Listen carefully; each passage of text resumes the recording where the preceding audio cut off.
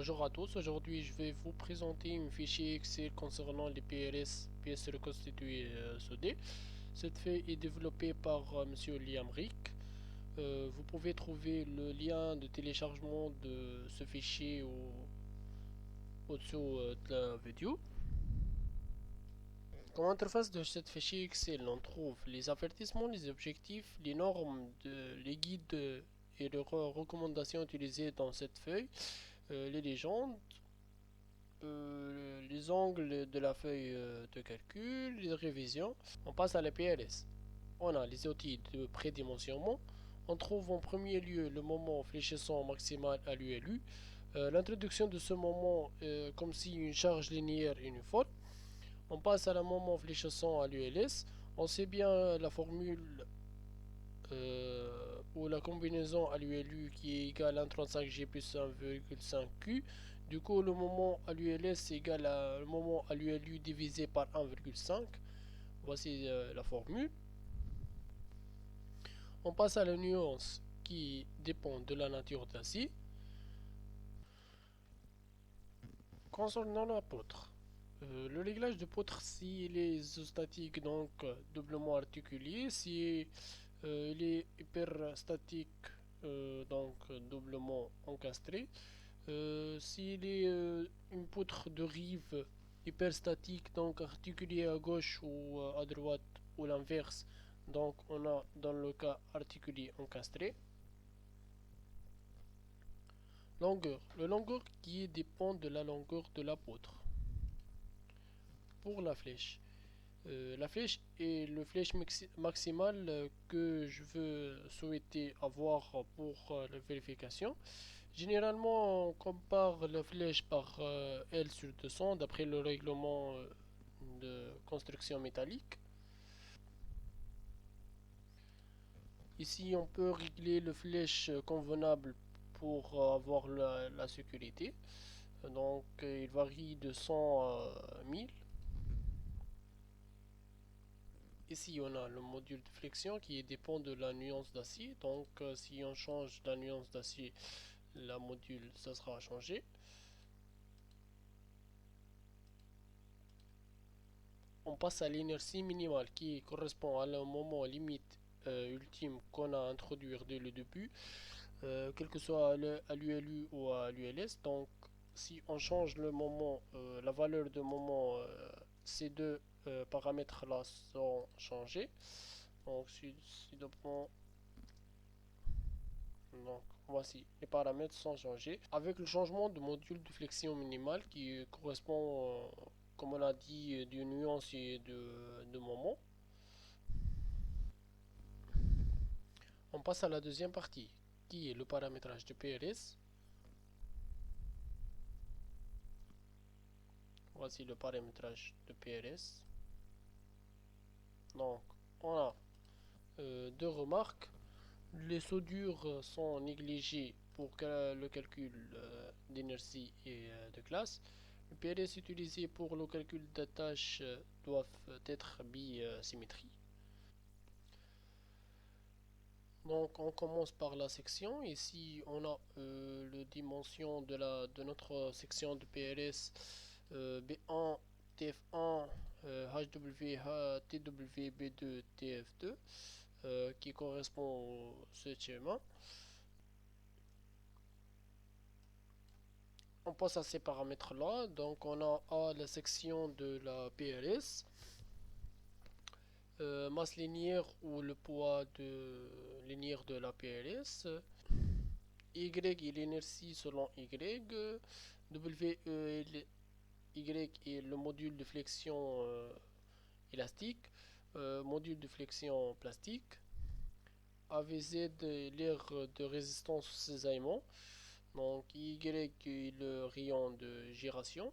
La même chose pour l'axe Z, qu'on trouve l'inertie selon Z, le module de flexion élastique, le module de flexion plastique, l'aire de résistance au cisaillement, le rayon de giration selon Z.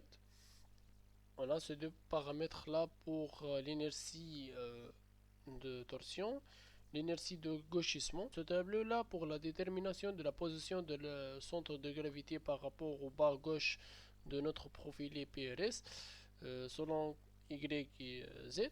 Le deuxième tableau pour la détermination de classe, quel que soit en compression ou en flexion pour lame semelle 1 et 2. Voici lame, la semelle 1, la première semelle et la deuxième semelle. On passe à notre outil de calcul. Ce outil est comme l'outil précédent, sauf que la section efficace de profil à âme de classe 3 et le semelle de classe 1 ou 2. La même chose pour le PLS3, la même outil de calcul, sauf qu'ici on a une section efficace de profil à âme de section 4 et semelle de classe 1 et 2 ou 3. Donc ces outils-là, quel que soit 1, 2 ou 3, dépendent de ce tableau qui est le tableau de classe. Donc on passe à un exemple de calcul.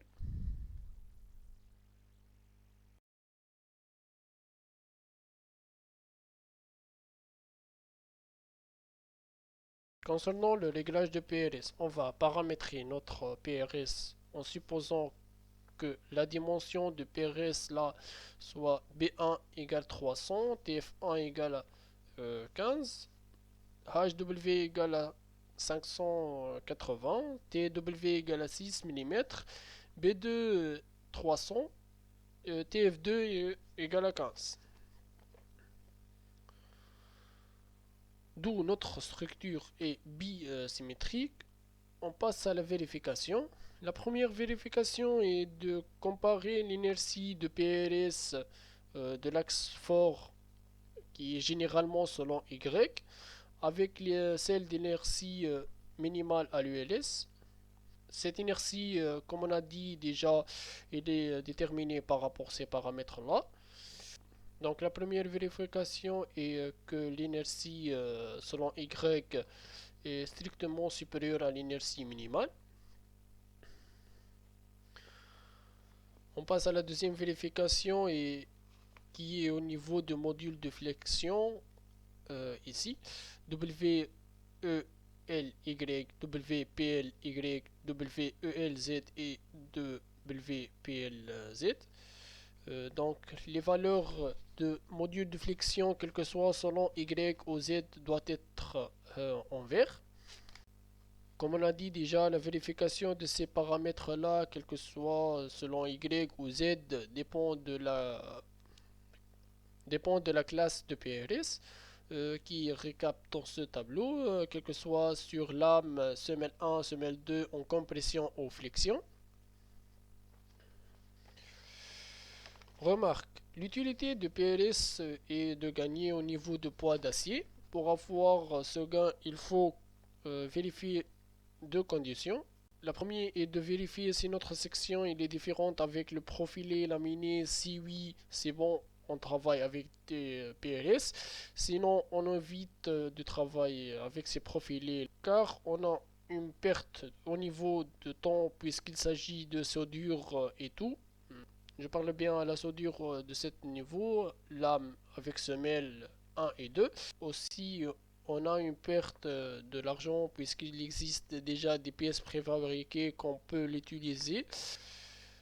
La deuxième condition est de réduire le maximum l'inertie de l'axe fort de notre PRS avec l'inertie minimale à l'ELS. C'est-à-dire si on aura une inertie supérieure 2 ou 3 fois par rapport à celle qui est minimale, d'où on a une surdimensionnement au niveau de section d'acier. Et pour éviter tout ce problème-là, il faut que notre inertie de PRS soit légèrement supérieure à l'inertie minimale. En revenant à notre cas, ici, lorsqu'on compare l'inertie selon l'axe fort qui est Y par rapport à Imin, on trouve qu'il est très proche et supérieur à Imin. Donc la première condition est satisfaite. Donc la deuxième condition, selon le module de flexion, quel que soit ELY, satisfait. Non, non, et non plus. Donc on a ces trois paramètres là de la deuxième condition n'est pas vérifié. Sachant que ces paramètres-là de moment de flexion dépendent de classe de lame et de semelle. Donc on a comme classe de lame compression 4, flexion 3, compression en semelle, quel que soit 1 et 2, 3, 3. Donc il faut redimensionner notre PRS. Donc on a une B1 égale à 300, TF1 15, HW comme on a dit 580, TW6, B2 300 et TF de 15. Donc ici on va augmenter un peu là, supposons 10. Non, ça devient le même. 20 ici, même chose ici, 20. Donc on remarque que WPLY ça change, ça devient en vert. Ici, supposons 320, 320. Non plus. On remarque la même chose ici, la classe de lame et de semelle ça change. Donc 25, 25. Un épaisseur de 25 mm WPLZ devient vert. Donc c'est bon, on est dans le bon sens. Supposons 30 ici, 30 ici. Non plus. 35, 35. Non plus. Ici, on remarque que le classe de semelle devient 1. Compression de lame 4. Flexion de lame 1.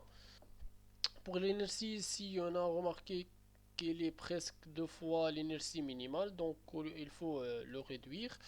Euh, on sache bien que la formule d'inertie est BH au cube sur 12, donc soit on réduit au niveau des B ou H, donc de préférence H plus que la puissance est 3, donc ici supposons 500. 450, non plus, 400, presque, 350, presque proche, mais il est inférieur ici. Il faut augmenter un peu le B, 330, 330 ici, et voici. Comme ça, on a les deux vérifications sont satisfaites. Ici, l'inertie de notre PRS est très proche et supérieure à Imin. Les modules des flexions sont en vert.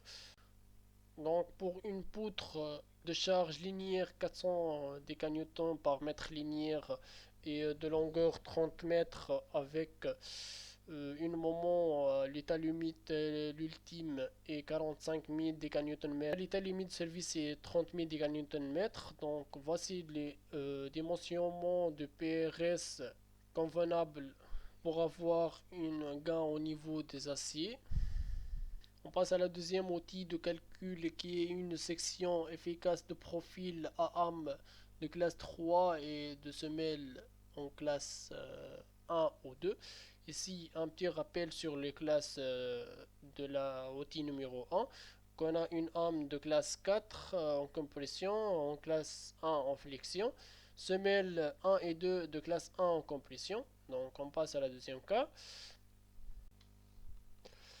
Ici, le même outil de calcul, le même principe, sauf que le code de nous offrir de travailler avec des sections efficaces de profil AAM de classe 3 et des semelles de classe 1 et 2. Ici, l'indication de domaine d'application de notre outil, est-ce qu'il est applicable ou non. Donc, il faut chercher une classe de AM 3 pour la compression ou flexion et deux semelles en classe 1 ou 2. Donc pour les semelles, il suffit d'augmenter un peu TF, donc, supposons avant, c'est bon. Donc ici appliqué, sauf que ici on a à 92 308 cm4, ici il mine à 89 285, donc il faut réduire un peu pour qu'il se soit très proche de Emin. Donc ici 310 supposons.